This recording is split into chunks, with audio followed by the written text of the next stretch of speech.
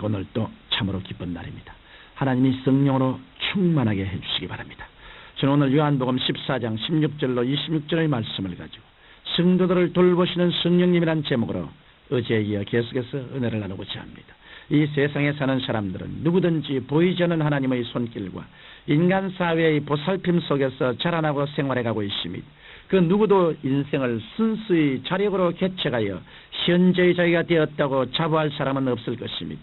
사람은 태어날 때부터 결코 스스로 태어나지 못합니다. 또한 태어난 후에도 부모와 주위 사람들의 도움이 없이는 결코 살아갈 수 없습니다. 자라가면서는 선생과 선배들을 통하여 인생을 배우고 삶의 길을 개척해 나갑니다.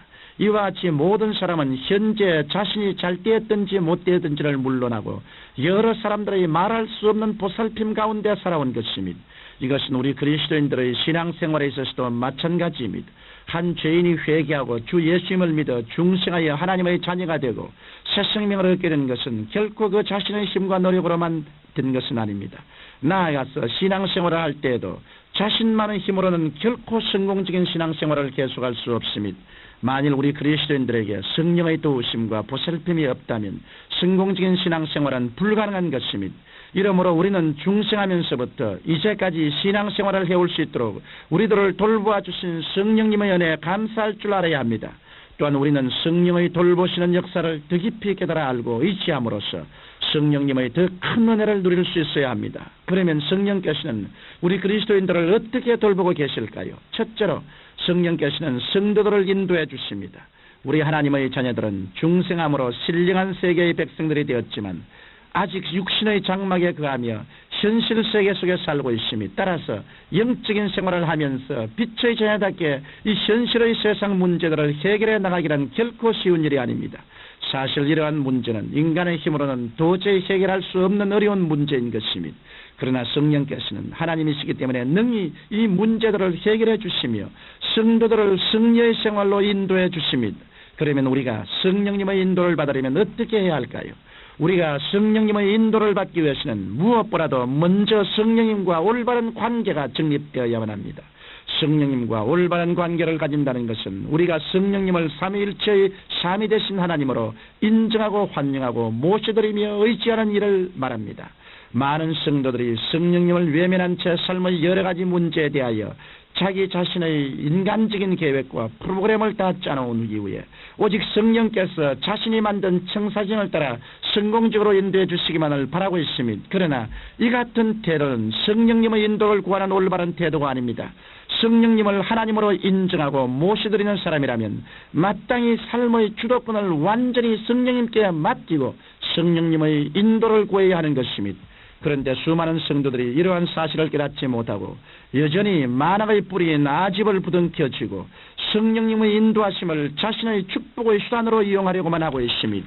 이 같은 정욕적인 삶의 바탕을 가지고는 결코 성령님과 원만한 교통이 이루어질 수 없고 성령님의 인도하심을 받을 수 없습니다. 우리가 성령님의 인도를 받으려면 우리는 자신의 영과 혼과 몸과 과거와 현재와 미래의 모든 삶을 전폭적으로 성령님께 맡겨야 합니다.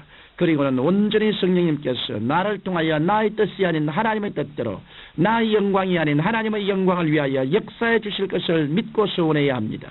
이와 같이 우리가 삶 전체의 방향을 하나님 중심으로 바꿀 때 성령께서는 우리들을 인도해 주시는 것입니다. 둘째로 성령께서는 우리 그리스도인들이 하나님의 아들 된 것을 확증하여 주심이 우리가 하나님의 자녀된 것은 마치 세상에서 육신의 부모를 통하여 실제로 생명을 얻고 태어난 것처럼 성령의 능력으로 말미암아 하나님의 말씀을 받아서 하나님께로부터 신령한 생명을 얻고 다시 태어나게 된 것을 말합니다. 그러므로 우리가 육신으로 태어나게 하신 분을 보고 아버지라고 부르는 것이 자연스러운 것처럼 성령으로 우리를 태어나게 하신 하나님을 아버지라 부르게 되는 것도 당연한 일입니다. 그런데 이러한 영적 부자 관계는 성령께서 하나님이 우리의 아버지가 되신 것을 계시해 주심으로 알게 되는 것입니다.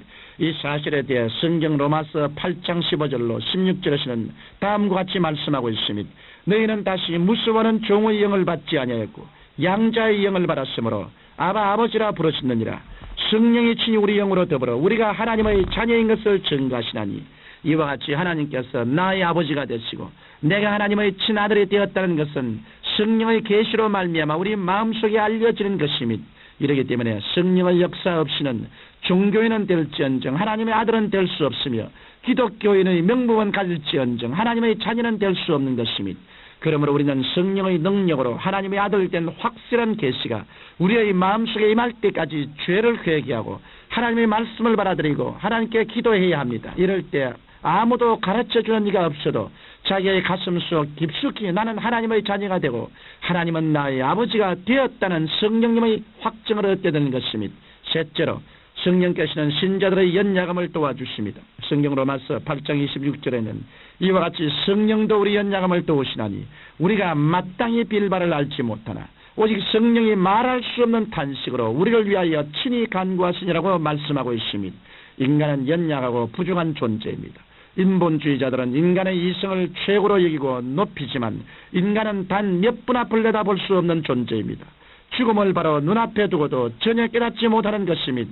그러나 하나님께서는 인생의 생사화복과 역사를 주관하시는 전지전능하시고 무소부지하신 분이십니다.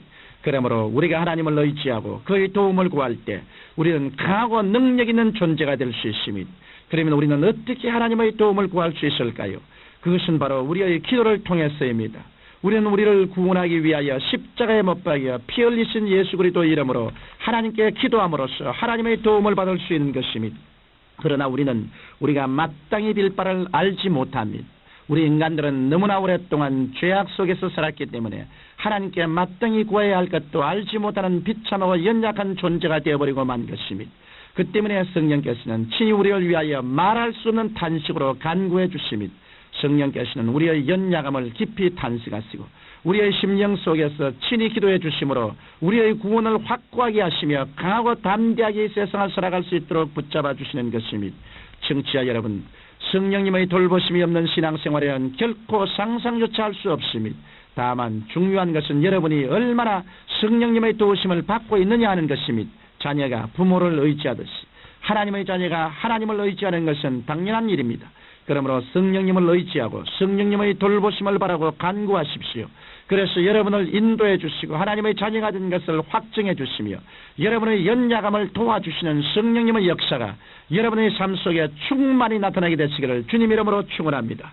거룩하신 아버지 하나님, 모두 다 예수를 믿고 성령님을 인정하고 환영하고 모셔드리고 의지하며 끊임없이 성령님의 도우심을 받아 성장하고 발전하며 승리하는 생활을 하게 도와주옵소서.